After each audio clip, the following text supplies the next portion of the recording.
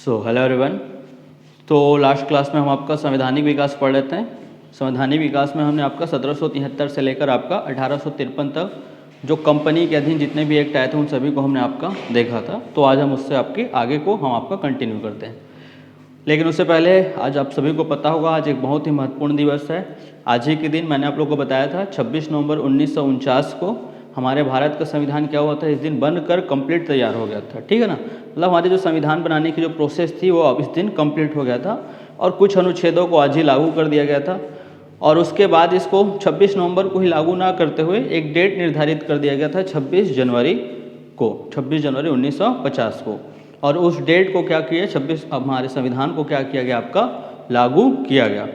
तो ठीक है, उसके बारे में आपका ज़्यादा बात नहीं करूंगा, लेकिन आपको थोड़ा सा इसके बारे में पता होना चाहिए। और हो सके तो आज हम संविधान निर्माण की प्रक्रिया, संविधान सभा, संविधान हमारा कैसा बना है उसके बारे में भी हम हो सके क्लास को उतना लंबा हम लेकर जाएंगे, उसके बारे में भी हम आपका बात करेंगे।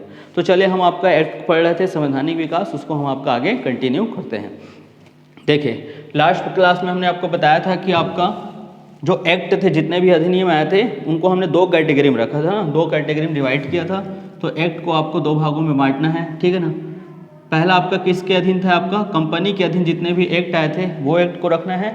और दूसरा आपके कौन से एक्ट हैं, आपके जो ब्रिटिश क्राउन के अधीन जो एक्ट आएंगे उनको हमें आपका देखना है। तो आपके जो एक्ट है उनको दो भागों में लेकर पढ़ा जाता है, ठीक है ना। पहला हम देखेंगे कंपनी के अधीन एक्ट। तो आपका सबसे पहला एक्ट कौन सा आया था, सन 1600 में आपका आया था चार्टर, जिसमें आपका 15 वर्ष के व्यापार के लिए अनुमति प्रदान किया गया था। उसके बाद समय समय पर एक्ट आते गया, लेकिन सबसे महत्वपूर्ण एक्ट कब आया था, आपका 1773 को एक महत्वपूर्ण एक्ट आया था, जिसको हम कह सकते हैं आपका रेगुलेटिंग एक्ट। और यही आपका भारत में पहली बार प्रशासन के लिए एक्ट लाया गया था। और हमारे संवैधानिक विकास में यदि हम आपका देखें तो संवैधानिक विकास में जो शुरुआत होता है एक्ट वो आपका 1773 से ही माना जाता है। और इस एक्ट को समय समय पर लाया जाता है। और आपका कंपनी के अधीन अंतिम एक्ट आपका कब लाया गया, आपका 1853 में लाया गया था। क्लियर है, मैंने आपको इसको पूरा पढ़ाया था। 20-20 वर्षों के अंतराल में लाया जाता था, लेकिन बीच में 1781 और 1784 को आपका लाया गया था, जो बीच में था। बाकी हर 20-20 वर्ष में आपका क्या हो रहा था, आपका एक्ट आपके भारत में आ रहे थे कंपनी के अधीन, ठीक है ना। हमने 1853 में पढ़ा था, उसको थोड़ा सा रिकॉल कर लेते हैं 1 मिनट में। 1853 में हमने सबसे पहला प्रावधान क्या पढ़ा था, जो सबसे इंपॉर्टेंट है, इसको ध्यान में रखना है, कई बार पूछा जा सकता है, इसको पूछा भी गया। सबसे पहले यहाँ पे क्या हुआ, कार्यपालिका से पृथक करके क्या निर्माण किया गया, आपका कार्यपालिका से पृथक करके क्या निर्माण किया गया, यहीं पर आपका विधायिका का निर्माण। सबसे पहले यहीं पर हमारा क्या हुआ, कार्यपालिका को अलग करके, कार्यपालिका से पृथक करके विधायिका का निर्माण, इसको आपको ध्यान में रखना है। क्लियर है, ये बहुत ही इंपॉर्टेंट है। हमारे यहाँ भारत में विधायिका का निर्माण कब से दिखाई देता है, 1853 के एक्ट से। दूसरा अगर हम आपका देखेंगे, इसमें हमारा दूसरा महत्वपूर्ण काम क्या हुआ है, आपका यहाँ पर आपका खुली प्रतियोगी परीक्षा। तो खुली प्रतियोगी परीक्षा की क्या हो गई, यहाँ पर आपका शुरुआत हुई। तो खुली प्रतियोगी परीक्षा की शुरुआत हुई, ठीक है ना, इसको आपको ध्यान में रखना है। दूसरा सबसे इंपॉर्टेंट है आपका प्रश्न यदि पूछा जाएगा तो 1853 के एक्ट में दो सबसे महत्वपूर्ण प्रश्न बनते हैं। एक तो कार्यपालिका से पृथक करके विधायिका का निर्माण, और दूसरा आपका खुली प्रतियोगी परीक्षाओं की शुरुआत। जो ICS होते हैं, इंडियन सिविल सर्विसेज, जो कलेक्टर बनते थे उस समय, जो आज वर्तमान में हम IAS की परीक्षा को देखते हैं, वही उस समय ICS कहलाता था। उसकी परीक्षाओं को अब क्या होगी, आपका ओपन आपका कॉम्पिटिशन होगा, उसमें कोई भी भाग ले सकता है। और इसका एग्जाम कहाँ होता था, शुरुआत में आपका लंदन में होगा। सबसे पहले बनने वाले थे आपका सत्येंद्र नाथ टैगोर। सबसे पहले कौन बने थे, आपके सत्येंद्र नाथ टैगोर। कौन बने थे, ICS बने थे। क्लियर। लास्ट क्लास में मैंने आपको एक बात बता दिया था, आपको एक और है आपका वीटो पावर, उसको हम नहीं रख रहे, उतना इंपॉर्टेंट नहीं। वीटो पावर को आपको बताया था लास्ट क्लास में। लास्ट क्लास में मैंने विभागीय प्रणाली की शुरुआत बता दिया था, लेकिन वो आपका फ्लो में निकल गया था, ठीक है ना। तो आपको जो 1853 में जो विभागीय प्रणाली को आपने लिखा उस वहाँ से उसको कट कर देंगे, हटा देंगे। विभागीय प्रणाली की शुरुआत 1853 में नहीं हुआ था, इसको आप लोग ध्यान में रखेंगे, ठीक है ना। यहाँ पर एक नया चीज़ क्या हुआ था, तीसरा प्रावधान, तीसरा चलो लिख लेते हैं वीटो पावर, साथ साथ जो आप नहीं पढ़ पाएंगे उन देख लेंगे वीटो पावर। और चौथा हम आपका देखेंगे, इसमें सबसे महत्वपूर्ण इसमें क्या रखा गया, जो आपका विधि सदस्य था। 1833 में हमारा एक विधि सदस्य जोड़ा गया, आप सभी को पता होगा।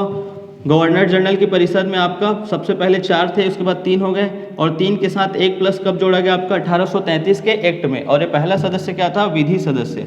और मैंने आप लोग को बताया था, सॉरी, जो एक सदस्य जुड़ा वो विधि सदस्य था, और मैंने आप लोग को बताया था ये विधि सदस्य क्या है, आपका बैठकों में भाग लेगा लेकिन आपका वोट दे सकता है क्या, नहीं देगा, इसको वोट देने का अधिकार नहीं था, मतलब पूर्ण था क्या सदस्य आपका, पूर्ण नहीं था, बल्कि क्या था आपका, अपूर्ण सदस्य था। और इसलिए विधि सदस्य को 1853 के एक्ट में पूर्ण सदस्यता, क्या सदस्यता ग्रहण कर दी, पूर्ण सदस्यता प्रदान की गई। तो पूर्ण सदस्यता प्रदान की गई, कब की गई पूर्ण सदस्यता प्रदान, आपका 1853 के एक्ट में। इसको ध्यान में रखना, ये प्रश्न पूछा गया प्रश्न है, ठीक है ना।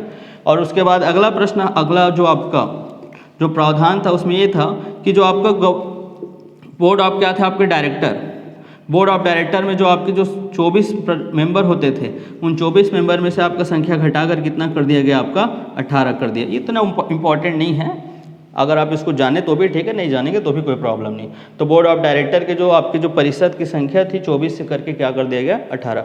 आप सभी को पता ना बोर्ड ऑफ डायरेक्टर, तो 1784 में क्या बनाया गया था, कोर्ट ऑफ डायरेक्टर को तोड़कर दो भाग में, बोर्ड ऑफ डायरेक्टर और आपका बोर्ड ऑफ कंट्रोलर, आ रहे समझ।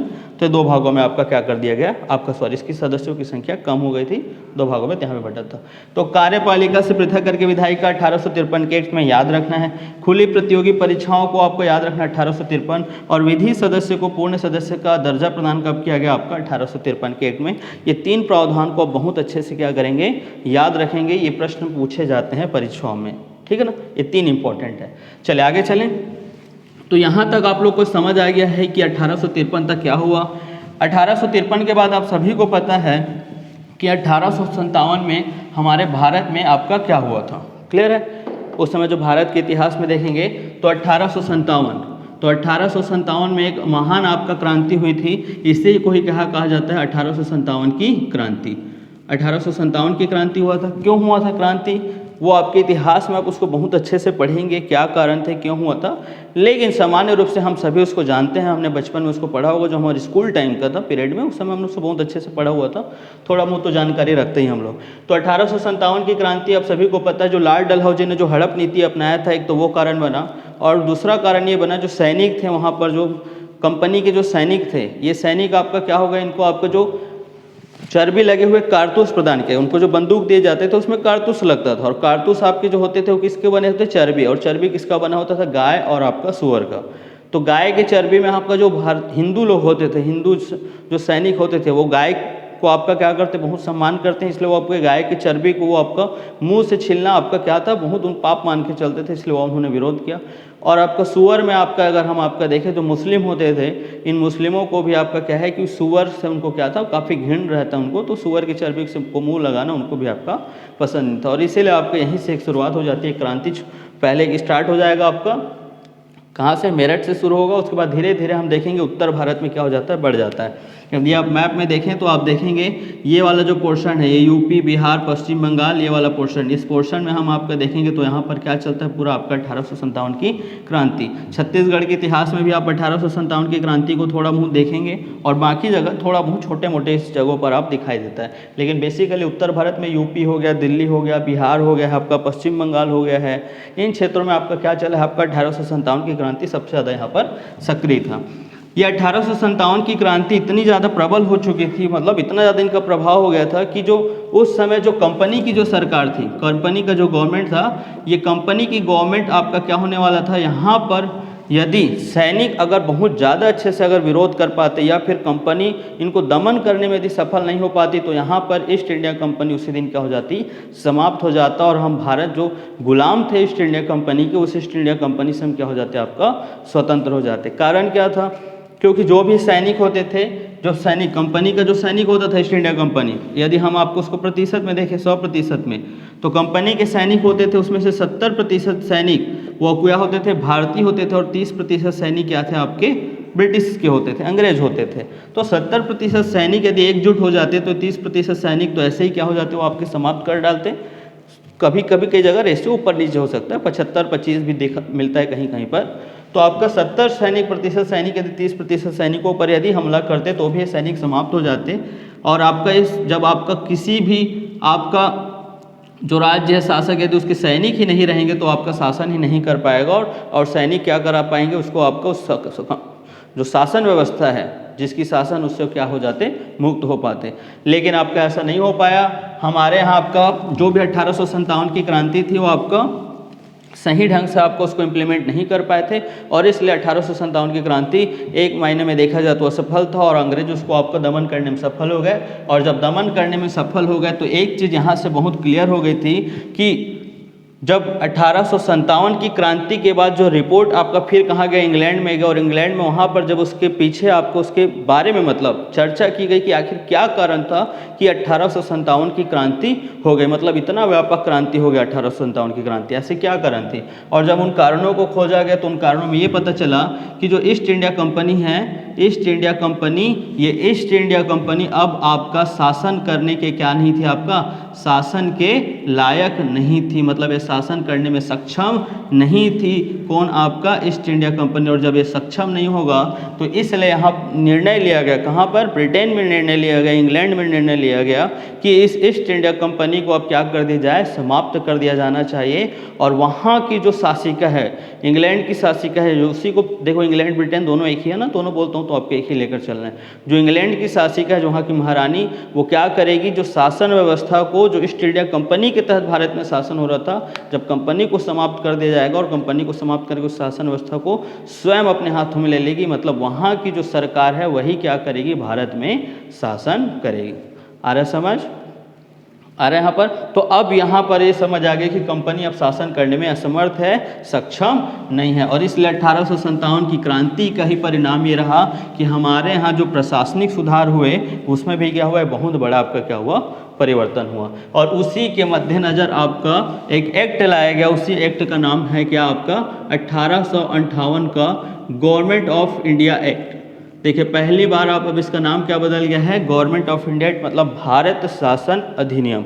इससे पहले जितने एक्ट आ रहे थे उन सभी को हम क्या कहते थे, चार्टर एक्ट। और चार्टर एक्ट के बाद अब पहली बार अब कौन सा एक्ट आ रहा है, आपका भारत शासन अधिनियम एक्ट। क्लियर है, मतलब भारत शासन अधिनियम कब है, 1858। अब इसमें हम देखेंगे कुछ महत्वपूर्ण प्रावधान आपको याद रखना है। सबसे महत्वपूर्ण यदि हम अधिनियम में देखें तो 1858 का अधिनियम एक सबसे महत्वपूर्ण अधिनियम में से एक है। क्या क्या हुआ था इस समय आपका, तो सबसे पहले देखिए मैं बताया था कंपनी के कारण ही आपका 1857 की क्रांति हुई, मतलब प्रशासन करने में आपका सक्षम नहीं, इसलिए आपका सबसे पहला प्रावधान क्या कर दिया, कंपनी को समाप्त कर दिया जाए, और समाप्त कर दिया गया। तो कंपनी को क्या कर दिया गया, सबसे पहले आपका समाप्त कर दिएगा, मतलब कंपनी का अस्तित्व नहीं रहेगा भारत में। दूसरा, जब आपका कंपनी ही नहीं रहेगा, कंपनी ही शासन नहीं करेगा, तो अब शासन कौन करेगा, तो कंपनी के शासन को, कंपनी के शासन के स्थान पर, कंपनी के शासन के स्थान पर किसको आप कब शासन करेगा, ब्रिटिश क्राउन। तो ब्रिटिश क्राउन मतलब ब्रिटेन की महारानी अप्रत्यक्ष रूप से शासन, ब्रिटिश क्राउन का शासन होगा। मतलब अब क्या होगी, वहाँ की जो महारानी होगी वो क्या करेगी, अब सीधा प्रत्यक्ष रूप से यहाँ पर शासन करेगी। कंपनी समाप्त हो गई तो कंपनी के स्थान पर ब्रिटिश क्राउन का क्या होगा, शासन हो जाएगा। तीसरा क्या प्रावधान किया, देखिए भाई जब कंपनी नहीं है, कंपनी अब खत्म हो चुकी है, तो मैंने आप लोग को पहले ही बताया था 1773 में रेगुलेटिंग एक्ट में एक आपका बॉडी बनाया गया था। क्या बॉडी था, इधर है ब्रिटेन है और इधर है भारत, इन दोनों के मध्य एक चैनल का काम करेगा जो इन दोनों के बीच का काम करेगा, इसको नाम दिया गया था COD। क्लियर, 1784 में यही टूट कर दो भागों बन गए, इसका एक का नाम बन गया BOC और एक का नाम बन गया BOD। BOD व्यापार के लिए, BOC प्रशासन के लिए। क्लियर, तो उन दोनों के बीच चैनल का काम कौन करता था, BOC और BOD। क्यों चैनल का काम करता था, क्योंकि ये क्या था, कंपनी, और ये क्या था, ब्रिटेन में सरकार है आपका। तो जब कंपनी ही समाप्त हो गया तो उनके बीच के चैनल की आवश्यकता है क्या, नहीं, क्योंकि ब्रिटेन सीधा जाकर अब यहाँ शासन करेगी भारत में, तो उनके बीच के चैनल की आवश्यकता है क्या, नहीं। तो इसलिए यहाँ पर निर्णय लिया गया कि BOC बोर्ड ऑफ कंट्रोलर और BOD बोर्ड ऑफ डायरेक्टर, तो BOC और BOD को क्या कर दिया जाएगा, आपका यहाँ पर समाप्त कर दिया जाएगा। तो आपका इनको क्या कर दिया जाएगा, आपका समाप्त कर दिया जाएगा। तो इनको क्या किया जाएगा, आपके यहाँ पर समाप्त किया जाएगा। किसको, इसको समाप्त किया जाएगा, बोर्ड ऑफ डायरेक्टर और आपका बोर्ड ऑफ कंट्रोलर, इन दोनों पदों को क्या किया जाएगा, यहाँ पर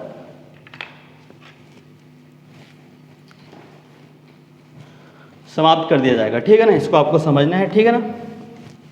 तो इनको समाप्त कर दिया गया आपका, तो आपका किसको, इसको समाप्त किया गया, आपका बोर्ड ऑफ कंट्रोलर और आपका बोर्ड ऑफ डायरेक्टर को, क्योंकि अब दोनों के चैनल की आवश्यकता ही नहीं ना, पहले कंपनी शासन करता था, इसलिए दोनों के बीच हमको एक ऐसे संस्था की आवश्यकता थी जो क्या करे, दोनों में आपका क्या कर सके, आपका सामंजस्य स्थापित कर सके। क्लियर है, नियंत्रण रख सके कंपनी, मतलब ब्रिटेन की गवर्नमेंट कंपनी पर नियंत्रण रख सके। तो इनकी आपको समाप्त कर दिया गया, इसको समझना है। चौथा, जब बोर्ड ऑफ डायरेक्टर और आपका बोर्ड ऑफ कंट्रोलर और बोर्ड ऑफ डायरेक्टर को जब समाप्त कर दिया गया, तब ये समझना होगा आपको कि कंपनी आपका शासन कैसे करेगी।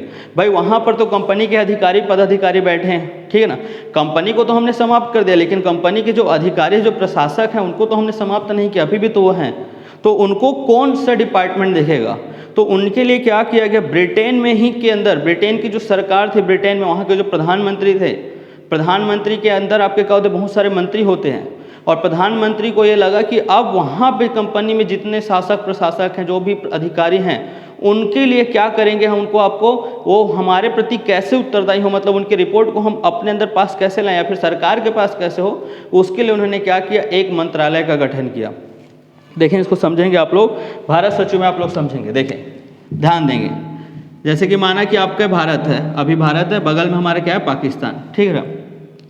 अब कुछ लोग जैसे कि बोलते हैं, जैसे कि आपका बाय द वे कभी ऐसा हो, अब ऐसा नहीं बोला जाना चाहिए, लेकिन ऐसा मान के चलो, जैसे भारत है, भारत के बगल में है पाकिस्तान, कभी भारत पाकिस्तान का युद्ध हुआ, आपको पता है पाकिस्तान क्या हो जाएगा, आपका हार जाएगा, ठीक है ना। और अब कभी ऐसा हो कि हम पाकिस्तान को अधिग्रहण कर लिए, पहले ऐसा स्थिति आ जाएगा 1947 के पहले जो स्थिति थी, मतलब पाकिस्तान को हमने क्या कर लिया, अपने अधीन अधिग्रहण कर लिया। क्लियर है। अब पाकिस्तान में को क्या होगा, हमारे पास एक आपका डोमिनेंस मिल गया, मतलब पाकिस्तान हमारा पहले से आपका राज्य था क्या, नहीं, हमने इसको क्या किया, जीता हुआ राज्य माना कि, और जीत कर हमारा क्या बन गया, आपका एक डोमिनियन स्टेट हो गया आपका, मतलब हमारा एक आपका एक अलग से स्टेट मिल गया है। अब क्या करेंगे, यहाँ पर हमारे भारत में कौन है प्रमुख शासक, कौन होते हैं, नाम वास्तविक शासक कौन है, प्रधानमंत्री। प्रधानमंत्री अकेले शासन करते हैं क्या, नहीं, प्रधानमंत्री के लिए विभिन्न प्रकार के क्या होते हैं, मंत्री होते हैं, जैसे गृह मंत्री, ठीक है ना, जैसे कि विदेश मंत्री, जैसे कि क्या होगा आपका रेलवे मिनिस्टर, ऐसे मंत्री होते हैं, ठीक है ना। सेम उसी प्रकार पहले कहाँ होता था, ब्रिटेन, ये है आपका ब्रिटेन और ये है आपका भारत। यहाँ पर है मुख्य कौन शासक है, प्रधानमंत्री, और प्रधानमंत्री के अधीन विभिन्न प्रकार के क्या है, मंत्री हैं इसके अंतर्गत। अब ये भारत में इनको शासन करना है, तो फिर यहाँ पर आ जाए वापस, भारत में जैसे प्रधानमंत्री है, गृह मंत्री, विदेश मंत्री, रेलवे मिनिस्टर। अब यदि माना कि हम पाकिस्तान को यहाँ पर बाय द वे जीत जाते हैं, तब प्रधानमंत्री क्या करेंगे, यहाँ पर आपके पूरे पाकिस्तान को आपको संचालन करने के लिए, यहाँ के पूरे प्रशासन को संचालन करने के लिए एक मंत्रालय का गठन कर देंगे, और उस मंत्रालय का आपका नाम क्या रख देंगे, पाकिस्तान मंत्रालय। क्या नाम रख लेंगे, विभाग एक पाकिस्तान मंत्रालय रख देंगे माना कि, और इसके लिए एक मंत्री बना देंगे, और उस मंत्री को आपका बोलेंगे कि आपका यहाँ पर जो भी आपका प्रशासन होगा, इसका रिपोर्ट आपका सीधा किसको दिया जाएगा, प्रधानमंत्री को दिया जाएगा। मतलब प्रधानमंत्री सीधा जाके वहाँ शासन नहीं करेंगे, बल्कि उसको एक मंत्रालय बना देंगे, विभाग बना देंगे, और एक मंत्री बना देंगे, और मंत्री बनाकर क्या कह देंगे कि पाकिस्तान का जो भी प्रशासन है उसके सारे रिपोर्ट कहाँ आना चाहिए, प्रधानमंत्री, मतलब ये उत्तरदायी शासन आपका किसके प्रति हो जाएगा, प्रधानमंत्री के प्रति। और उसी प्रकार यदि माना कि हम किसको बना देंगे, जैसे कि अमित शाह जी को बना देंगे, माना कि अमित शाह को क्या बना देंगे, पाकिस्तान मंत्री बना देंगे। और अमित शाह कहाँ बैठेंगे बताओ, इनका कार्यालय कहाँ होगा, पाकिस्तान में कार्यालय होगा कि दिल्ली में, भाई दिल्ली में होगा। जितने भी मंत्री हैं, चाहे गृह मंत्री हो, विदेश मंत्री, रेलवे मिनिस्टर, सबके आपके मुख्यालय कहाँ हैं, तो इनका मुख्यालय कहाँ आपका, दिल्ली में। क्लियर है। और दिल्ली में बैठेंगे अमित शाह, वो क्या मंत्री हैं, पाकिस्तान मंत्री। अभी मान के चलते हैं एक पाकिस्तान मंत्री हैं, पाकिस्तान में जो भी प्रशासन होगा उनको कौन संभालेंगे, आपके अमित शाह, क्योंकि यहाँ पर प्रशासन अलग चलेगा ना, हमारे यहाँ जो राज्य वहाँ के प्रशासन अलग है, वहाँ पे मुख्यमंत्री यहाँ बिठा के रखें, लेकिन यहाँ पर हम प्रशासन थोड़ा अलग रखेंगे, माना कि ऐसा हो सकता है, ठीक है ना। तो मुख्यालय इसका क्या है, दिल्ली। अब उसी प्रकार ये है ब्रिटेन, हमारा क्या है, ब्रिटेन, और ये है हमारा भारत, इंडिया। ब्रिटेन का डोमिनियन आपका स्टेट कौन है, आपका भारत। यहाँ पर इसको क्या करना है, शासन करना है। क्लियर है। अब क्या करेंगे, जब डोमिनियन स्टेट है तो यहाँ पर क्या करेगा, यहाँ पर हमको यहाँ पर जो शासन करने के लिए प्रधानमंत्री क्या करेंगे, एक मंत्रालय बना लेंगे, और उस मंत्रालय का नाम है भारत मंत्रालय। भारत मंत्रालय, और उसके मंत्रालय के मुखिया को क्या कहेंगे, भारत मंत्री। क्या कहेंगे, भारत मंत्री। और ये भारत मंत्री क्या करेगा बताओ, इसका मुख्यालय कहाँ होगा, इसका मुख्यालय कहाँ होगा बताओ, इंग्लैंड में होगा। इंग्लैंड में कहाँ है उसका मुख्यालय, आपका लंदन, उनका राजधानी क्या है, लंदन। तो लंदन ही क्या होगा उसका आपका मुख्यालय। किसका मुख्यालय लंदन है, आपका भारत मंत्री का। भारत मंत्री आपका ये है, आपका डोमिनियन स्टेट, यहाँ पर शासन कर रहा है आपका इंग्लैंड, लेकिन यहाँ पर एक विभाग दे दिया जाएगा प्रधानमंत्री के अधीन, एक आपका मंत्री होगा जिस मंत्री का नाम होगा भारत मंत्री। क्या नाम होगा वहाँ पर उसका? भारत मंत्री, क्योंकि ये भारत मंत्री क्या करेगा, भारत में जो भी शासन होगा उसको देखेगा। इसका मुख्यालय कहाँ होगा आपका? लंदन। आ रहा है समझ आप लोग को? लेकिन ब्रिटेन में वहाँ पर जो मंत्री होते हैं उनको मंत्री को मंत्री नहीं कहा जाता, बल्कि क्या कहा जाता है? सचिव कहा जाता है। क्या कहा जाता है? सचिव, सेक्रेटरी। मंत्री को वहाँ पर क्या कहा जाता है? सचिव। जैसे हमारे यहाँ मंत्री होता है उसी दर्जे का वहाँ पर क्या होता है? सचिव। आप न्यूज़पेपरों में पढ़ते होंगे जैसे गृह सचिव, विदेश सचिव, तो वहाँ पर मंत्रियों को लोग आपका सचिव कहते हैं। क्लियर? तो आप बताइए, मतलब भारत मंत्री को हम क्या कह सकते हैं? भारत सचिव। और इसलिए जब बीओडी और बीओसी समाप्त कर दिया गया तो एक नया पद का सृजन किया गया जिसे कहा जाता है भारत सचिव।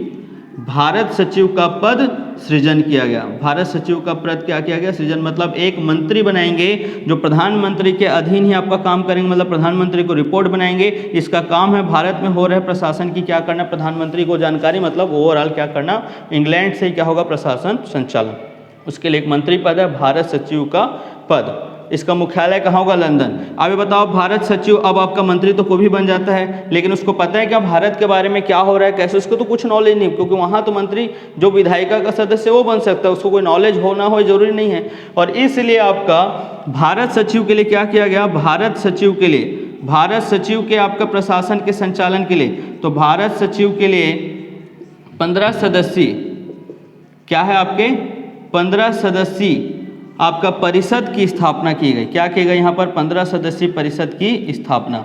मतलब आपका जो सचिव होता था, सचिव आपका अकेले काम नहीं करता था, उसके नीचे 15 लोगों का एक आपका काउंसिल बना दिया जाता था, एक परिषद बना दिया जाता था जो उनको सलाह देता था, और सलाह देकर उन्हीं की सलाह पर क्या करता थे? कार्य करता था। इनको नहीं पता था। इनमें से अधिकांश लोग कहाँ के होते थे? आपके कंपनी के होते थे, जो ईस्ट इंडिया कंपनी के, मतलब ईस्ट इंडिया कंपनी तो समाप्त हो गया था, लेकिन आपको वहाँ के जो प्रशासक थे, जो आपके रिटायर्ड आपके गवर्नर जनरल होंगे, रिटायर्ड सेना के प्रमुख होंगे, इन लोग, ठीक है ना।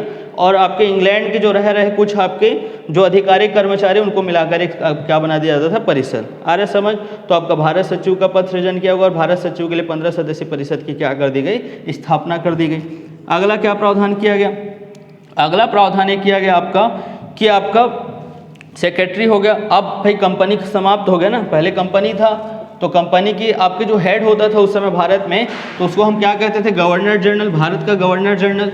लेकिन अब आपका कंपनी है क्या? नहीं। कंपनी की जगह कौन सीधा शासन कर रहा है? आपका क्राउन शासन करे, मतलब वहाँ का कौन? महारानी। महारानी मतलब आप प्रधानमंत्री को ले ले, प्रधानमंत्री सीधा शासन करेगा।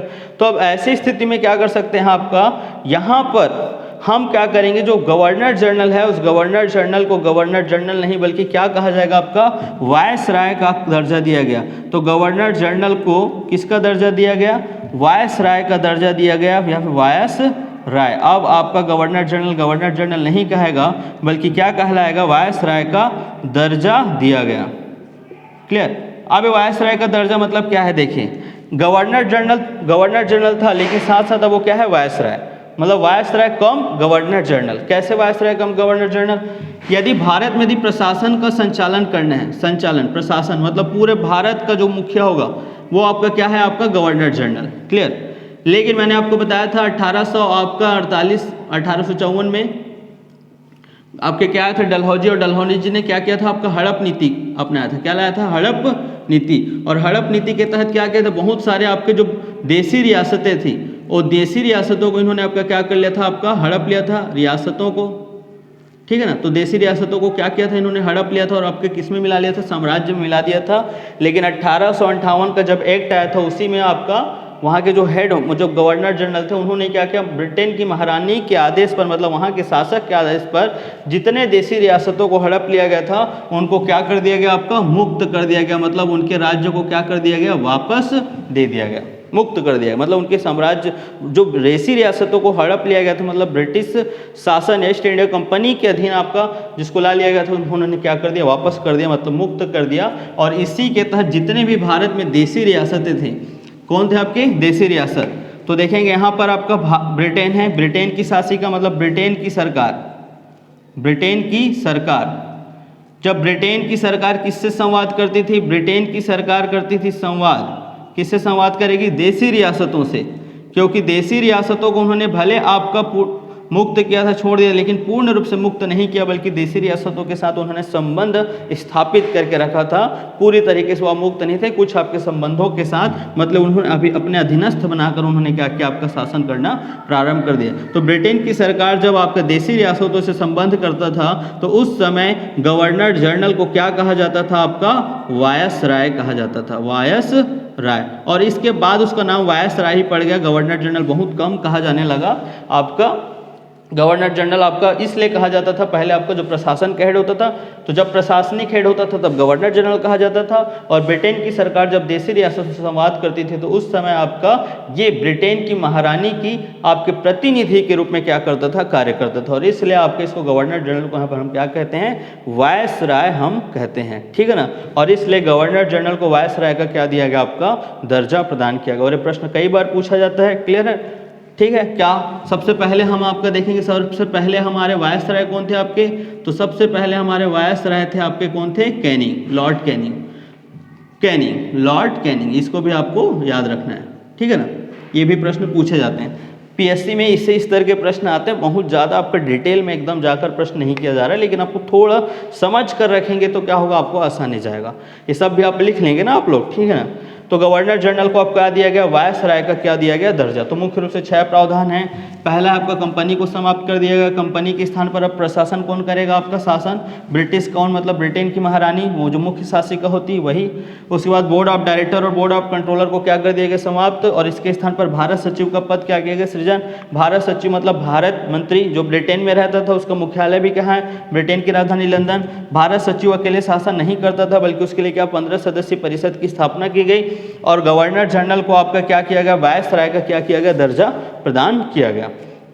इसके साथ एक और आपका अधिकारी को आपका यहाँ पर नियुक्त किया गया जो बहुत इंपॉर्टेंट है, उसको कहा जाता है अटॉर्नी जनरल। आप इसको अटॉर्नी जनरल लिख सकते हैं, अटॉर्नी जनरल, महान्यायवादी। आप लोग को पढ़ाऊंगा, आर्टिकल नंबर 76 में इसका उल्लेख है भारतीय संविधान में, अटॉर्नी जनरल। लेकिन उस समय उसको अटॉर्नी जनरल नाम नहीं था, क्या था इसका नाम, advocate of general, advocate general कहा जाता है। जैसे आज राज्यों में होता है ना एडवोकेट जनरल, ठीक है ना। जैसे भारत में कौन होता है, भारत में होता है अटॉर्नी जनरल जो मुख्य महान्यायवादी है, और आपका जो राज्यों में होता है उसको क्या कहा जाता है, एडवोकेट जनरल।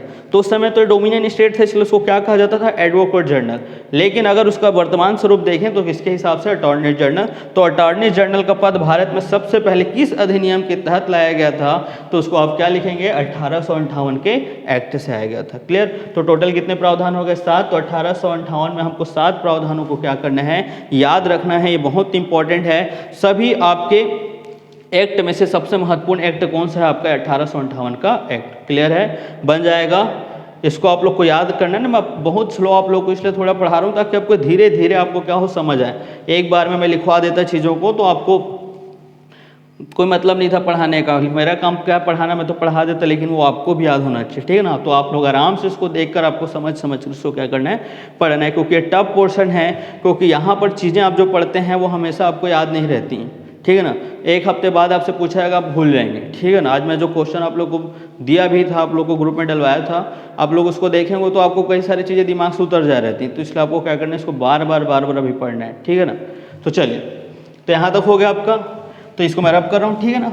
तो चलिए अगला हमारा एक्ट अब कब आएगा बताइए आप लोग। तो अब बताया था मैं आप लोग को, अगला एक्ट कब आता है आपका, 3 वर्ष बाद आपका एक्ट आएगा। और उस एक्ट का नाम क्या है, 1861 का कौन सा एक्ट है आपका, काउंसिल ऑफ इंडिया एक्ट। क्या है, काउंसिल ऑफ इंडिया एक्ट। और इसका नाम है आपका भारत परिषद अधिनियम। क्या है इसका नाम आपका, भारत परिषद अधिनियम। इस एक्ट का नाम है भारत परिषद अधिनियम, क्लियर। पहले समझना है कि 58 के बाद इतना जल्दी कोई एक्ट कैसे आ गया, तुरंत हमने 1861 का एक्ट लिया हमने, क्लियर है। देखिए ध्यान से, 1853 का एक्ट आया था। अब आपका कब आना था एक्ट, तो 20 साल में आना था। कब होगा 1800 आपका बताइए 73। लेकिन मैंने बताया था आपका उससे पहले क्या होगा, 1857 में क्या हुआ, क्रांति हुआ। तो क्रांति हुआ, उसके कारण जाना गया कि क्यों क्रांति हुआ। तो क्रांति से पता चला कंपनी शासन करने में आपका समर्थ नहीं है, तो कंपनी को ही समाप्त कर दिया गया। मतलब ये जो 20-20 साल वाला रूल था वो क्या होगा, पहले तो समाप्त। जब कंपनी ही समाप्त हो गया तो आपको आनन फानन में, हमको एकदम आनन फानन पे लाया गया ना। देखो 1857 की क्रांति आपका 10 मई शुरू हुआ, और आपको उसको दमन करते करते 1858-59 भी हो गया, पूरी तरह से दमन भी नहीं हुआ था 1857 में। और इसलिए 1858 में क्या हो गया आपका, तुरंत आनन फानन पे मतलब तुरंत आपके लगाम लगाने के लिए क्या लाया गया, कानून। और उस समय जो जो बातें जरूरी थी उन जरूरी बातों को क्या किया गया आपका, ला लिया गया। मतलब जरूरी प्रावधान थे उन प्रावधानों को लाया गया, सारे प्रावधानों को नहीं लाया गया। यहाँ पर प्रशासन संबंधी कोई बहुत महत्वपूर्ण बात नहीं है। कंपनी को खत्म किया गया, कंपनी के बदले क्राउन, बीओसी बीओडी खत्म, भारत सचिव, वायसराय, बस कोई बहुत महत्वपूर्ण प्रावधान यहाँ पर नहीं किया गया। मतलब प्रशासन के लिए या प्रशासन के विस्तार के लिए बहुत ज़्यादा 1858 में प्रावधान नहीं था। जब 1858 का प्रावधान आपका लाया गया और आपके मामला सब धीरे धीरे आपका क्या हो गया, आपका संभलने लगा।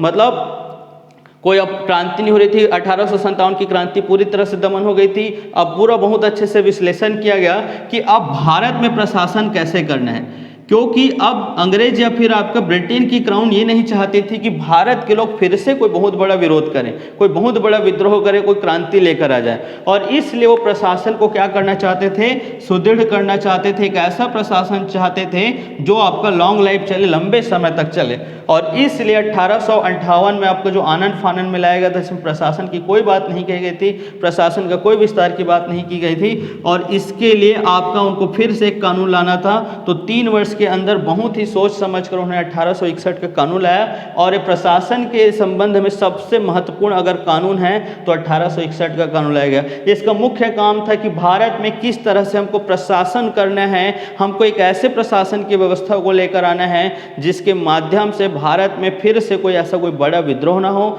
या फिर भारत में कोई भी ऐसा कोई क्रांति या फिर उनके विरोध कोई आवाज़ ना उठे, और भारत की जनता क्या रहे, पूरी तरह से संतुष्ट रहे, ब्रिटेन की प्रशासन से पूरी तरह से संतुष्ट रहे।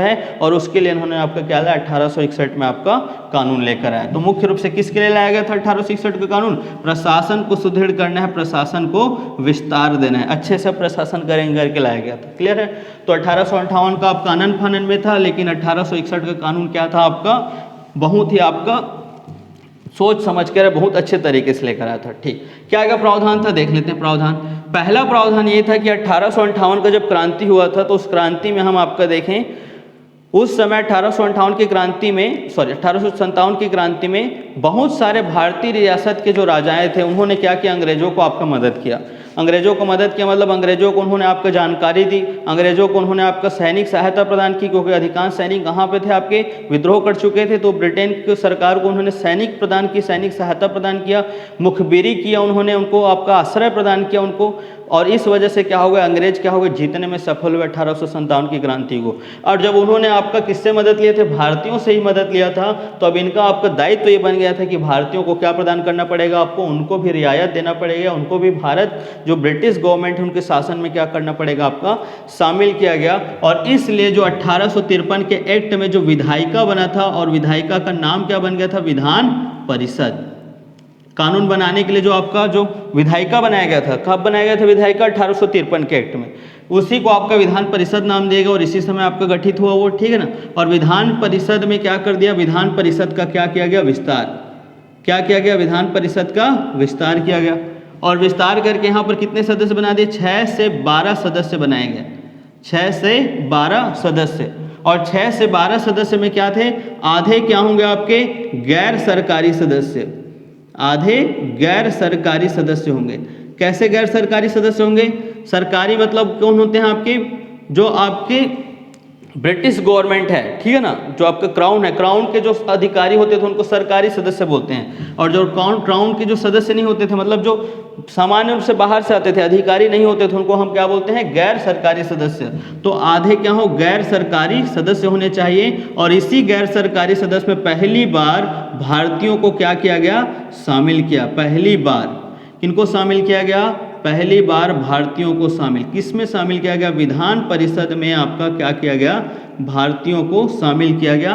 विधान परिषद में मतलब कानून बनाने में अब पहली बार भारतीयों को भी क्या ली जाएगी, मदद। मतलब उनको आश्वासन पे रखना था कि हम आपके साथ मिलकर अब शासन करेंगे, अकेले शासन नहीं करेंगे। तो विधान परिषद का विस्तार किया गया जो काफ़ी छोटा था, 6 से 12 सदस्य बनाए गए। इसमें आपके 6 हो सकते न्यूनतम, अधिकतम 12। आधे सदस्य क्या होंगे, गैर सरकारी। जैसे माना कि आपके 12 सदस्य हैं तो 12 में आपके क्या होते हैं, सरकारी मतलब आपके जो ब्रिटिश गवर्नमेंट होती थी, मतलब ब्रिटिश सरकार के सदस्य होते थे, और आपके आधे क्या होते थे, आपके गैर सरकारी, जो आपके ब्रिटिश अधिकारी नहीं होते थे। और उसमें आपका ब्रिटिश, आपका जो गैर सरकारी सदस्य होते थे, उनमें आपका किनको शामिल किया जाता था, भारतीयों को। और पहली बार भारतीयों को शामिल किया गया, और पहली बार 1861 अधिनियम के तहत 3 भारतीयों को कानून बनाने में आपका विधान परिषद में क्या किया गया, जगह दी गई। क्लियर है? तो पहली बार भारतीयों को कब शामिल किया गया, तो 1861 के एक्ट में बन जाएगा। दूसरा अब आपका जो वायसराय था, जो वायसराय के जो परिषद था, इसी को गवर्नर जनरल भी लिखा रहता है वायसराय, तो हम वायसराय के नाम से चलते हैं। तो वायसराय जो परिषद था, जो प्रमुख था प्रशासन का आपका वायसराय परिषद, मैंने आप लोग को बताया था कि वायसराय परिषद बताइए 1853 के एक्ट के तहत कितने हैं वायसराय परिषद की संख्या, 4। कितने हैं, 4। अब इसको 4 से बढ़ाकर क्या कर दिया जाएगा, 5 कर दिया जाएगा। तो आपका वायसराय परिषद की संख्या, तो वायसराय परिषद की संख्या क्या कर दी जाएगी, 4 से बढ़ाकर कितनी कर दी जाएगी, 5 कर दी गई। मतलब 4 से बढ़ाकर कितना कर दिया गया, 5। आप लोग पूरा लिखेंगे, वायसराय परिषद की संख्या 4 से बढ़ाकर कितना कर दी गई, 5 की गई 1861 के एक्ट में। अब देखेंगे जब आपका परिषद की संख्या, मतलब परिषद है ना, मतलब परिषद कैसा परिषद है, कार्यकारिणी। देखो ये परिषद अलग है, ये परिषद, बताओ ये क्या परिषद होगा, ये है कार्यपालिका, हमारा क्या है, कार्यपालिका। और ये क्या हमारा, विधायिका। तो ये विधायिका अलग हो चुका है, कार्यपालिका दोनों अलग अलग है। तो वायसराय की परिषद की संख्या 4 से बढ़ाकर कितनी कर दी गई, 5 कर दी गई। इसी को कार्यकारिणी परिषद भी कहते हैं। क्लियर है ना? अगला हम आपका प्रावधान देखेंगे। तो प्रावधान क्या था, इसी समय जब वायसराय की परिषद की संख्या बढ़ा दी गई, तो इसी समय हमारा क्या होगा, विभागीय प्रणाली, जो मैंने आपको बता दिया था 53 में नहीं हुआ है, कब हुआ, 61 में। ठीक ना? विभागीय प्रणाली या पोर्टफोलियो, विभागीय प्रणाली या पोर्टफोलियो पद्धति को आपका क्या किया, विभागीय प्रणाली की शुरुआत की गई।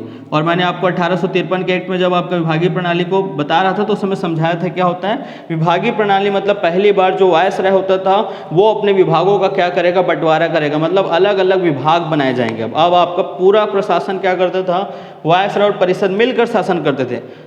ठीक है ना? उससे पहले गवर्नर जनरल थे, गवर्नर जनरल और परिषद पूरा मिलकर शासन करते थे। लेकिन अब ऐसा नहीं होगा, वायसराय तो हेड होगा, वायसराय मतलब हमारे प्रधानमंत्री की तरह हो जाएंगे, और उनको अलग अलग विभाग बनाया, जैसे गृह विभाग बना दिया जाएगा, वित्त विभाग बना दिया जाएगा, विदेश विभाग बना दिया जाएगा, रेल विभाग बना दिया जाएगा, और अलग अलग विभागों का बंटवारा करके जो परिषद के जितने भी सदस्य हों उनको एक एक मंत्रालय क्या दे दिया जाएगा, मतलब एक एक विभाग का क्या कर दिया जाएगा, हेड बना दिया जाएगा। तो विभागीय प्रणाली की शुरुआत या पोर्टफोलियो की शुरुआत कब से हुई, 1861 के एक्ट से। क्लियर है ना? अगला क्या हुआ आपका इसमें प्रावधान यहाँ पे हुआ कि जो वायसराय और उनकी परिषद है, तो वायसराय को प्रांतों के निर्माण की क्या दे दी गई, आपका छूट दे दी गई, मतलब प्रांतों के निर्माण की स्वतंत्रता दी गई या अधिकार, प्रांतों का निर्माण। देखिए अभी तक कितने प्रांत थे बताइए आपके, अभी तक 3 प्रांत थे। कौन कौन से प्रांत है, बम्बई है, मद्रास है और आपका बंगाल, 3 प्रांत हैं। और अभी इनका मुख्यालय भी कहाँ है, आपका कलकत्ता में। तो अब क्या हुआ कि भारत में उनका विस्तार बहुत बढ़ चुका था, इसलिए अब ये कहा गया कि आपका जो वायसराय है उनको प्रांत का निर्माण करने का क्या दे दिया गया, अधिकार। यदि वायसराय चाहे तो कुछ प्रांतों का क्या कर सकता है, आपका निर्माण कर सकता है। और इसीलिए यहाँ पर हम आपका देखेंगे जो वायसराय है, वायसराय बाद में इसी अधिनियम के तहत कौन कौन से प्रांतों का निर्माण करता है, इसी अधिनियम के तहत आपका पंजाब का निर्माण करेगा, पंजाब प्रांत बनाएगा, संयुक्त प्रांत को आपका निर्माण करता है। क्लियर? जो आज यूपी है आज आपका, तो कुछ आपके प्रांतों का क्या करेगा, निर्माण करेगा। तो प्रांतों का क्या कर दिया गया, निर्माण करेगा बाद में, अभी निर्माण नहीं हो, मतलब अधिकार दिया गया। अगला जो सबसे महत्वपूर्ण है, जो प्रांत थे आपके, कौन कौन से प्रांत थे आपके, बंगाल प्रांत है, बंबई प्रांत है, मद्रास। तो जो प्रांत है उन प्रांतों को अधिकार वापस दिए गए, प्रांतों को अधिकार वापस। बताइए इनके अधिकार को कब आपका छीन लिया गया था। सभी प्रांतों के सबसे प्रमुख अधिकार, सिर्फ छोटे मोटे प्रशासन के काम करते थे, सारे अधिकारों को कब छीना गया था बताइए। केंद्रीकरण करने का प्रयास कब किया गया, 1833 के एक्ट में किया गया था। अब 33 के बाद हमने यहाँ पर क्या देखिए, 33 में क्या किया था, केंद्रीकरण।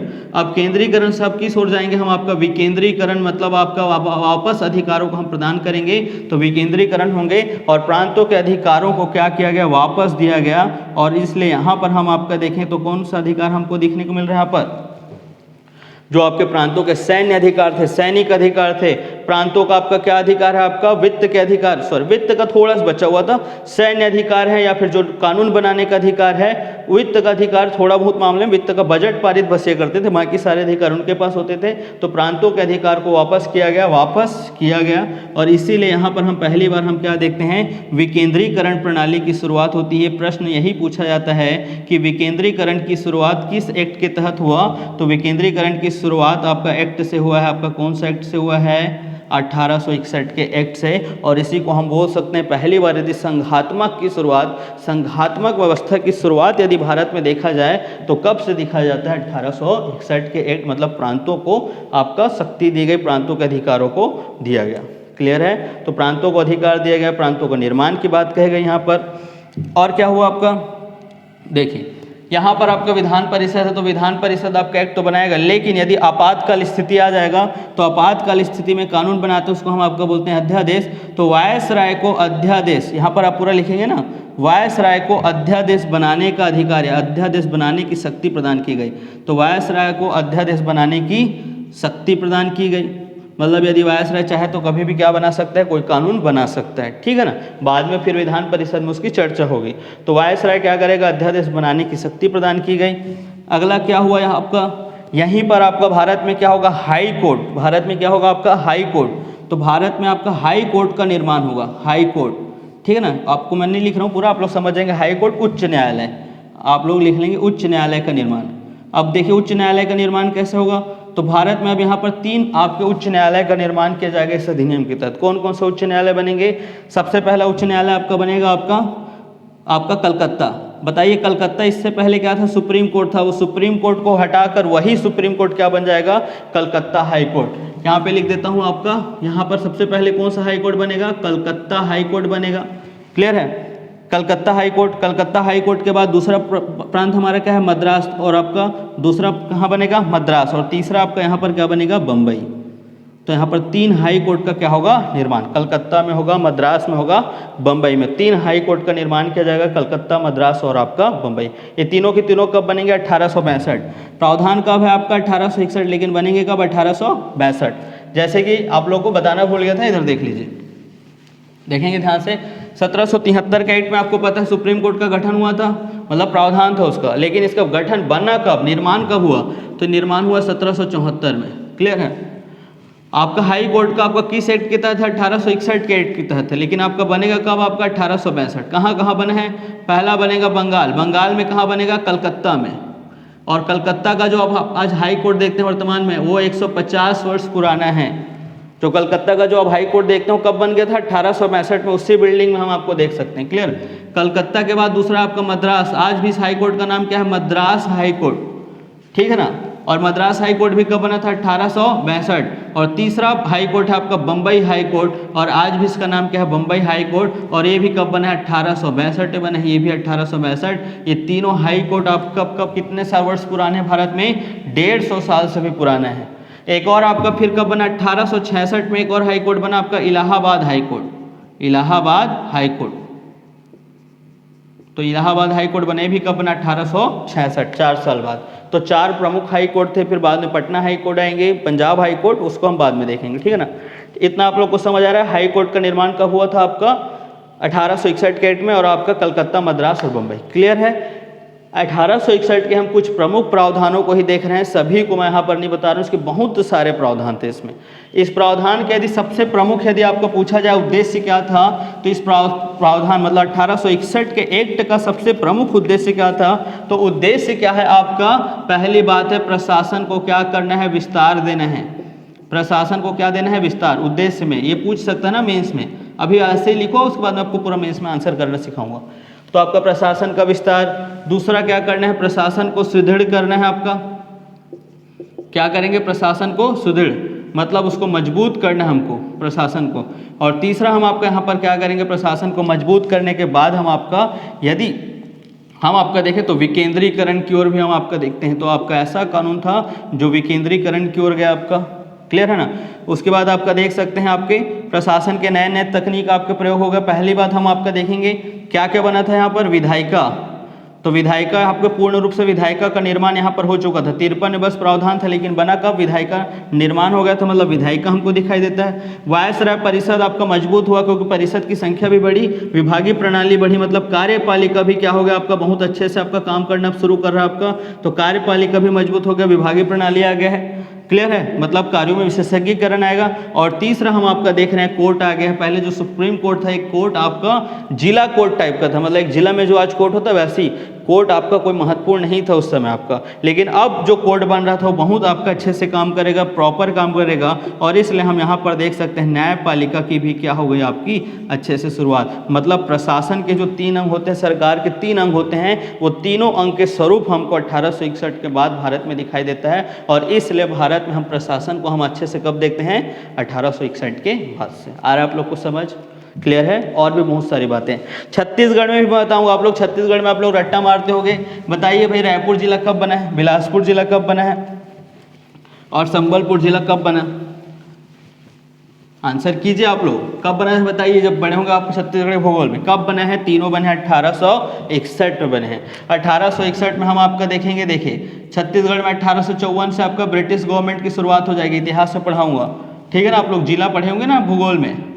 1854 में ब्रिटिश गवर्नमेंट आती है, लेकिन आपका शुरुआत में वो आपका प्रॉपर काम नहीं कर रही है। जैसे ही 1861 का अधिनियम आता है तो सब तरफ प्रशासनिक व्यवस्थाएं मजबूत होने लगती है और उसका परिणाम छत्तीसगढ़ में मिलता है। हम आपके नागपुर राज्य के अधीन रहते हैं और नागपुर राज्य के अधीन छत्तीसगढ़ को एक क्या बनाया जाता है? संभाग बनाया जाएगा। और उसके अधीन छत्तीसगढ़ में 3 आपके जिला, यहीं पर हमको रायपुर जिला दिखाई देगा, यहीं पर हमको आपका बिलासपुर जिला दिखाई देता है, और फिर उसके बाद हमको एक और जिला क्या दिखाई देगा? संबलपुर। क्लियर है ना। तो आपके छत्तीसगढ़ में भी हम प्रशासनिक व्यवस्थाओं को हम देखेंगे, पूरा कसने का प्रयास किया गया। क्लियर है। तो 1861 का एक्ट आपको अच्छे से बनना चाहिए।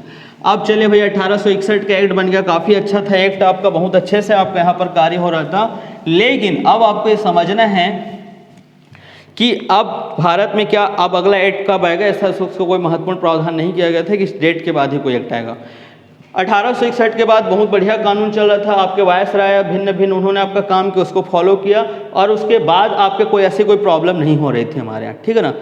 लेकिन उसके बीच में क्या होगा, एक हमारे जो खतरनाक टाइप के फिर एक वायस आ जाएंगे जिसका नाम है लिटन। वो थोड़ा सा ऐसा काम करते हैं जिससे आपके भारतीय जो होते हैं वो आपके क्या हो जाते हैं? रूठ जाते हैं, मतलब उसकी नीतियों के माध्यम से। क्योंकि पहली बार वो किस टाइप का नीति को लेकर आते हैं? आपका रंग भेद की नीति को। रंग भेद मतलब वो आपके गोरे और काले के बीच क्या करना शुरू कर देता है? भेद करना शुरू करता है। एक इल्बर्ट बिल आया था, इल्बर्ट बिल क्या लाया था? विधान परिषद, मतलब जहाँ के विधायिका में एक बिल लाया था, बिल का नाम है क्या? Ilbert bill. आप लोग इतिहास में पढ़ेंगे, ठीक है ना। इल्बर्ट बिल विवाद हुआ था, क्या था इस बिल में? मतलब कानून था, क्या था इसमें? इल्बर्ट बिल में ये कहा गया कि आपके जो जज हैं, वो जज कौन कौन हो सकते हैं? जज होंगे जो हाई कोर्ट के जो जज होंगे, जज। ये जज आपके पहले तो अंग्रेज भी हो सकते हैं, और दूसरा कौन हो सकते हैं आपके? कौन हो सकते हैं दूसरा? आपके भारतीय। भाई जो योग्य होगा वो जज बनेगा, क्योंकि अब तो खुली प्रतियोगी परीक्षा आ गया है। जिस जो योग्य होगा वो जज बनेगा, जिसके अंदर गुण होगा वो बनेगा, जो प्रतियोगी परीक्षाओं को पास करेगा वो जज बन जाएगा। तो जज अंग्रेज भी हो सकते हैं और क्या हो सकते हैं? भारतीय। लेकिन यही समय आपका क्या हुआ था? आपका इसी समय हम आपका देखेंगे जो आपके जो ब्रिटिशर्स जो थे, मतलब जो अंग्रेज थे, अंग्रेज नागरिक थे, भारत में अंग्रेज नागरिक और अधिकारी, इन्होंने क्या किया? इस इल्बर्ट बिल का विरोध किया। इल्बर्ट बिल का क्या किया? विरोध।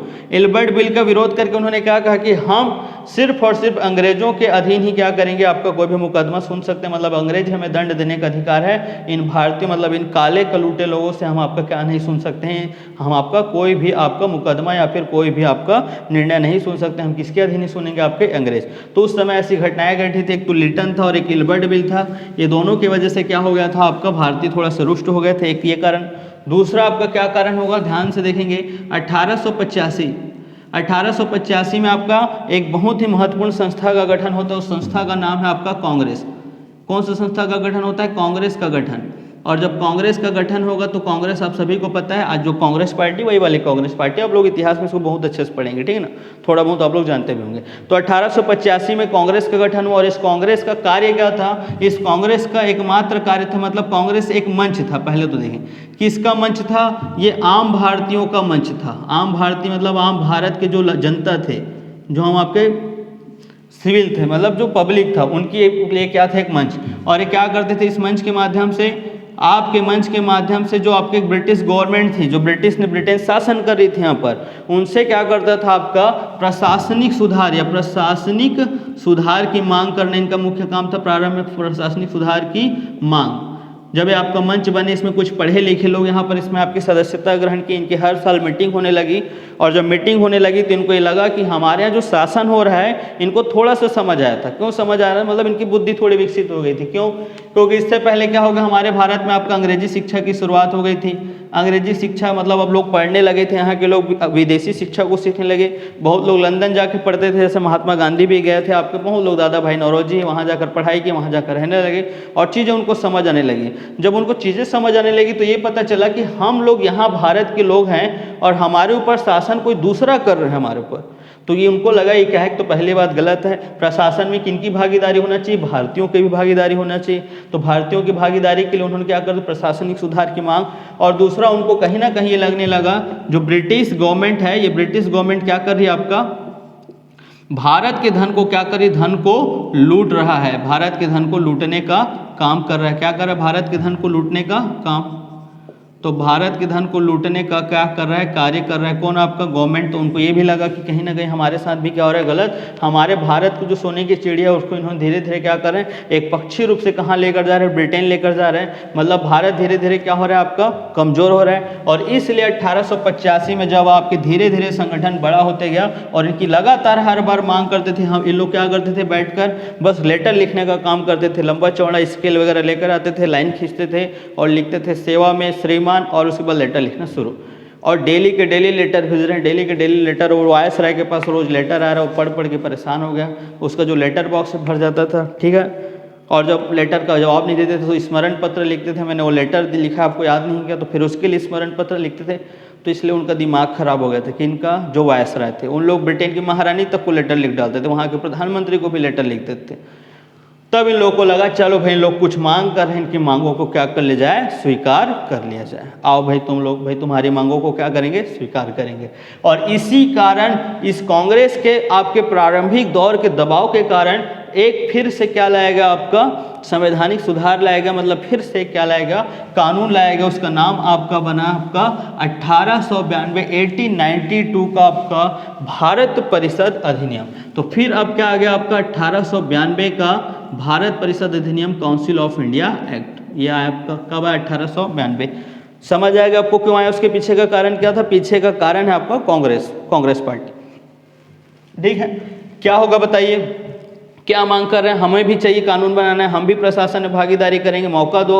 हम लोग बेरोजगार बैठे, कुछ काम नहीं। उस समय अधिकांश लोग बेरोजगार ही थे। जो राजनीति करता था, ऐसे अभी भी कहा जाता है, जो राजनीति अधिकांश लोग बेरोजगार लोग रहते, इनके पास ज़्यादा काम नहीं होता। तो ये लोग बैठे थे, हमको काम चाहिए करके। तो चलो भाई ठीक है, तुम्हें भी लाते हैं, प्रशासन में इनको मौका दिया गया। ठीक, तो सबसे पहले क्या करेंगे लोग भाई, विधान परिषद में, जो विधान परिषद जहाँ बैठ कर इन लोग क्या करते हैं, चर्चा वर्चा, आप लोग जानते हैं संसद को, जहाँ बैठते हैं आराम से, मारिक पिट्टा होते हैं, आप लोग देखे होंगे कई जगह, वही जगह है। तो विधान परिषद का क्या किया गया, विस्तार किया गया। विधान परिषद का क्या कर दिया गया, विस्तार। कितना किया गया, पहले 6 से 12 था, 6 से बढ़ा के कितना कर दिया गया, 16। 4 सदस्य बस बढ़ाया गया, ठीक है ना, कोई बहुत ज़्यादा बढ़ाया नहीं। देखो 30 साल में 4 सदस्य बढ़े, 4 सदस्य बढ़ा दिया गया। चलो ठीक है, 6 से क्या कर दिया गया, 16। न्यूनतम 6 होंगे, अधिकतम 16, ठीक है ना। और जो गैर सरकारी सदस्य में क्या किया जाएगा, भारतीयों को बैठने का मौका दिया जाएगा। ठीक है भाई, आ जाओ तुम लोग भी। 4 सदस्य बढ़े ना, आपको समझना है। उसके बाद क्या हुआ, विधान परिषद का विस्तार। और क्या हुआ, इनको जो बजट होता था, इन लोग बोलते थे कि आप लोग धन लूट रहे, हमारा कितना पैसा आ जा रहा है, हमको कुछ पता नहीं, हमको बजट का हम चर्चा करेंगे, कहाँ से पैसा आता है, कहाँ जाता है, हमको पता होना चाहिए। तो चलो भाई बोले बजट पर चर्चा। क्या मौका दिया गया, बजट पर चर्चा, बजट पर चर्चा। और किस पर, बहस कर सकते हैं, बहस का अधिकार। ये दो चीज़ दिया गया, बजट पर चर्चा कर सकते हैं और बहस करने का अधिकार। बहस करने का लिख लो, बहस मतलब आपका डिबेट करना ना, बहस मतलब वाला बहस मत लेना, बार बार बहस कर तो मेरे से वाला बहस नहीं, डिबेट करना। आप लोग देखते होंगे संसद में डिबेट होता है, बहुत अच्छा डिबेट होता है ना, एक एक करके अपनी बातों को रखते हैं, कंक्लूजन पहुंचते हैं। तो बजट पर चर्चा और बहस करने का क्या दिया गया, अधिकार। तीसरा क्या अधिकार मिला गया है आपका, प्रश्न पूछने का अधिकार। प्रश्न पूछने का अधिकार। तो प्रश्न पूछने का अधिकार दिया गया। अब आप लोग जानते हैं इसको प्रश्न पूछने का अधिकार। अभी आप लोग देखे होंगे एक आध बार संसद की देखे होंगे ना, हमारे जो लोकसभा राज्यसभा की जो बैठकें होती हैं उनको देखे होंगे, जो सत्र चलता है उसमें आपका शुरुआत में 11 बजे जब खोलेंगे तो आप क्या होगा, एक आपका खड़ा होगा वहाँ पे जो स्पीकर जो बैठा है ऊपर में बैठा देखे होंगे, अभी आप ओम बिरला बैठे रहते हैं, वो बोलेंगे हाँ चलो इसका नाम है, अब खड़े हो जाइए। आप वो खड़े होकर अपना पूरा पेज लाएगा, प्रश्न पूछेगा मंत्री जी से, प्रश्न पूछेगा लंबा चौड़ा, मंत्री जी खड़ा होकर क्या करेंगे, वो भी उनके पास कॉपी पेज रहता है, उनको देखकर पढ़ते जाएंगे, ये उसके प्रश्न का उत्तर। तो प्रश्न पूछा जाता है।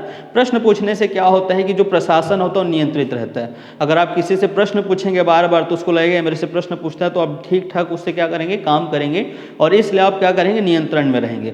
और इसलिए प्रश्न पूछने का अधिकार मतलब जो भारतीय होते थे, गैर सरकारी सदस्य, जो भारत के जो भारतीय होते थे, जो 16 लोग बैठे हैं, मतलब आधे लोग तो कम से कम भारतीय होते ही थे, तो जो 16 लोग होते थे उनमें 16 लोग में अधिकांश भारतीय, उनमें से क्या करते थे, जो वायसराय और वायसराय की जो परिषद जो मंत्री होते थे उनसे प्रश्न पूछते थे कि बताइए आप लोग रेलवे का पुल टूटा है तो क्यों टूटा है, इसको कब बनवाओगे करके, तो ठीक बताते थे ऐसा, यहाँ पे सड़क क्यों नहीं बना है बताइए क्या कारण। तो बहुत सारे प्रश्न होते हैं। जैसे आज वर्तमान में आप लोग लोकसभा राज्यसभा में देखते हैं, एक बार मैं देख रहा था 1-2 साल पहले की बात है, उड़ीसा में भीतरकनिका नाम का एक आप लोग को पता होगा आपका नेशनल पार्क है, वहाँ पर क्या हुआ था, कुछ मगरमच्छ मर गए थे, तो उसने ये प्रश्न पूछा था कि वहाँ पर मगरमच्छ मर गए 3-4, वो क्यों मरे, कारण बताइए।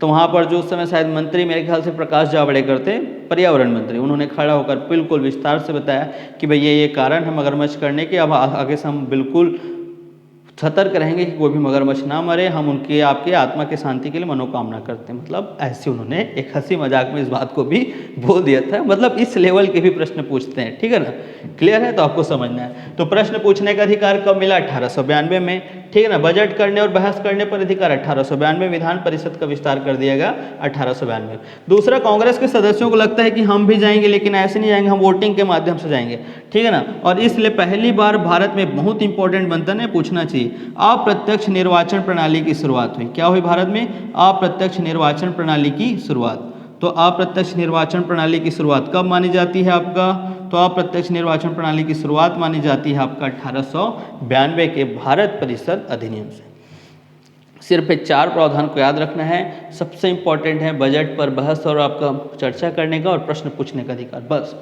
वोट देने का अधिकार यहाँ नहीं दिया गया था, और प्रश्न पूछने पर पूरक प्रश्न पूछने का अधिकार नहीं दिया गया था। पूरक प्रश्न पूछना मतलब क्या होता है, यदि आप कोई अगर गैर सरकारी सदस्य कोई सांसद प्रश्न पूछता है मंत्री जी से, यदि संतुष्ट नहीं तो फिर से वो क्रॉस क्वेश्चन करेगा, मुझे समझ नहीं आ रहा है फिर से बताओ, फिर नहीं समझ आएगा तो फिर, जब तक उसको समझ नहीं आएगा तब तक वो क्या कर सकता है, पूछते ही रहता है। तो क्रॉस क्वेश्चन करने का क्या है, अधिकार नहीं दिया गया था, और जरूरी भी नहीं होता था, अगर उनको प्रश्न ठीक लगता तो दे देते थे, नहीं तो तू बैठ करके बोलते बैठ जा तू करके, ऐसा करके वो आपका भगा भी देते थे कई बार, ठीक है ना। तो ये आपका थोड़ा सा क्या हुआ था, हमारे परिषद में आपका विस्तार हुआ था, तो इसको आपको समझना है, क्लियर है। तो 1892 का एक्ट हो गया। अब 1892 के बाद ठीक है, जो हमारे कांग्रेस के लोग थे वो लोग भड़क गए। क्यों भड़क गए, आप सबको पता होगा, इन लोगों ने मांगा इतना सारा था, दिए कितना, इतना सा। उन्होंने बोला, उस समय कांग्रेस के मेंबर बहुत थे, कम से कम लोग चाहते थे 50-100 लोग हम लोग जाके बैठ जाएंगे करके, बहुत लोग थे ना उन लोग, और लेकिन दिया कितना, 12 से लेकर 6। तो यार उनके साथ तो नाइंसाफ़ी होगा, उन्होंने एकदम ज़्यादा भड़क गए, वो तो गलत है। भारत बहुत ज़्यादा क्या कि इनके साथ नाइंसाफ़ी हो गई, गलत हो, मतलब कांग्रेस की बातों को उतना तवज्जो नहीं दिया गया, और इसलिए कांग्रेस के कुछ लोग हैं उनकी आपकी आलोचना करने लगे। कांग्रेस का आपका कोई आपके यहाँ पर वैल्यू या फिर उनका उतना आपका महत्व दिखाई नहीं देता करके, क्लियर है। 1892 के बाद चल लो, ठीक है, चल रहा था, लेकिन आपको पता होगा 1899 में एक वायसराय आते हैं, 1905 तक रहते हैं। ये खतरनाक वायसराय में से एक है। देखो 3 वायसराय ऐसे हुए, या 3 हमारे जो प्रशासक हुए जो ब्रिटेन में, जो ब्रिटिश गवर्नमेंट या ईस्ट इंडिया कंपनी के तहत 3 लोग को आपको याद रखना है, यही लोग मेन है ना, 3 लोग आधार स्तंभ कहे जाते हैं जो आपके साम्राज्य का विस्तार किए। पहला कौन था आपका, वेलेज़ली। ये मैं आपको इतिहास से लेकर चल रहा हूँ ना, बहुत इंपॉर्टेंट है। अगर इतिहास पढ़ाने का मुझे मौका, अगर मैं पढ़ाता तो आपको अलग ही लेवल पे पढ़ाता, तो यहाँ पर था वेलेज़ली। तो आपको यहाँ पर वेलेज़ली को समझना है। पहले कौन थे, वेलेज़ली जो पहले आधार स्तंभ थे आपके। दूसरे कौन थे आपके, डलहौजी। दूसरे कौन थे आपके, डलहौजी। ये भी आपके साम्राज्यवादी विस्तार, सबसे पहले वेलेज़ली ने आपके साम्राज्य विस्तार का काम किया, सहायक संधि लाकर। डलहौजी ने क्या किया, आपका हड़प नीति को लाया। और फिर तीसरा कौन आ गया, आपके कर्जन। और कर्जन ने क्या काम किया, कर्जन ने काम किया फूट डालो शासन करो की नीति। क्लियर, सुने होंगे आप लोग। फूट डालो शासन करो की नीति कौन लेकर आया? आपका कर्जन ने लेकर आया। उन्होंने भारतीयों मतलब जो भारतीय मतलब उस समय हिंदू मुस्लिम सबको मिलाकर जो भारतीय उनके बीच में मतभेद उत्पन्न करने उनके बीच आपका फूट डालवा कर वहाँ पर क्या करते थे? शासन। यहाँ पर राजनीति शुरू कर दी, मतलब क्या कर दिए? दो पक्ष बना दिए, मतलब हिंदू मुस्लिम को अलग कर देंगे और इन पे इनकी भी हितैषी बनने का प्रयास करेंगे, इनकी हितैषी बनने का प्रयास, और एक दूसरे के बारे में भड़काते हैं और इसलिए एक दूसरे क्या हो गए? अलग होने लगे और एक दूसरे से घृणा करने लगे। मतलब हिंदू मुस्लिम से घृणा करने लगे, मुस्लिम हिंदू से घृणा करने लगे, और ये दोनों के पास जाते थे ना, ऐसे हिंदुओं को भी खुश करते थे, मुस्लिम को खुश करते थे और भड़काते थे, तुम्हारे बारे में ऐसा है, ऐसे इससे दूर रहो, तुम्हारे बारे में ऐसा है, इससे दूर रहो, मैं तुम्हारे लिए ये कर दूंगा, बस तुम अलग हो जाओ। और इस तरह उन्होंने क्या किया? कर्जन ने फूट डालो शासन करो का आपका नीति को लाया। तो 3 आधार स्तंभ आपको याद रखने, तीनों से ही प्रश्न बनते इतिहास में, ठीक है ना। तो आपको इसको ध्यान रखना है। तो वेलेजली, डलहौजी और आपका कर्जन, तो फूट डालो शासन करो की नीति लेकर आते हैं। और आपके इसी के तहत क्या करते हैं? कर्जन 1905 में एक बहुत आपका खतरनाक निर्णय लेते हैं। ये क्या कर देते हैं? बंगाल का विभाजन करते हैं। क्या करेंगे? बंगाल का विभाजन। कब करेंगे? 1905 बंगाल का विभाजन। मैंने आपको बताया था बंगाल पहले कितना बड़ा था।